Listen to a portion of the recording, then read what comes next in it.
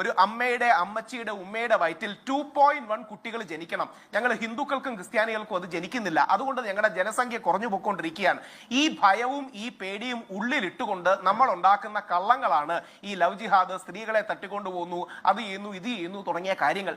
അവിടെ അതാണ് രാഹുലെ ആ പറഞ്ഞത് പോയിന്റാണ്. നാട്ടുകാർക്ക് പിള്ളേരെ ഉണ്ടാക്കാൻ അറിയാത്തതിന് മുസ്ലിമുകളെ കുറ്റം പറഞ്ഞിട്ട് വല്ല കാര്യമുണ്ടാകും. ഞങ്ങളെ സംബന്ധിച്ചിടത്തോളം ജനസംഖ്യയിൽ ഒന്നാമതാകാൻ വേണ്ടി ഒന്നുമല്ല ഞങ്ങൾ ഈ കടപ്പുറയിലേക്ക് പോകുന്നത്. മറിച്ച് മക്കളെ കൊണ്ടുള്ള സമ്പൽ സമൃദ്ധി എന്നുള്ളത് ജീവിതത്തിന്റെ അലങ്കാരമാണ്. നമ്മുടെ ശേഷി കെടുന്ന സമയത്ത് നമുക്ക് താങ്ങാകാൻ ധാരാളം മക്കൾ ഉണ്ടാകുക എന്നുള്ളത് അതും ഒരു കരുത്തുമാണ്.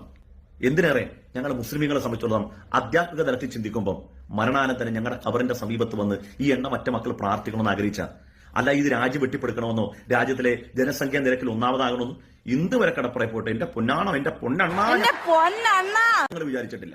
ഇങ്ങനൊന്നും വിചാരിക്കല്ലേ നിങ്ങൾ. നോക്കൂ, കത്തോലിക്ക സഭ അടക്കം 2 പിള്ളേരുണ്ടാക്കിയാൽ അല്ലെങ്കിൽ 3 പിള്ളേരുണ്ടാക്കിയാൽ എല്ലാ ചെലവും എല്ലാ ആനുകൂല്യവും തരാന്ന് പറഞ്ഞപ്പോഴും ക്രൈസ്തവ സഹോദരങ്ങൾ എന്താ പറഞ്ഞത്? എന്റെ പൊന്നാരെണ്ണ ഞങ്ങളെ കൊണ്ട് വയ്യെന്നുള്ളത്.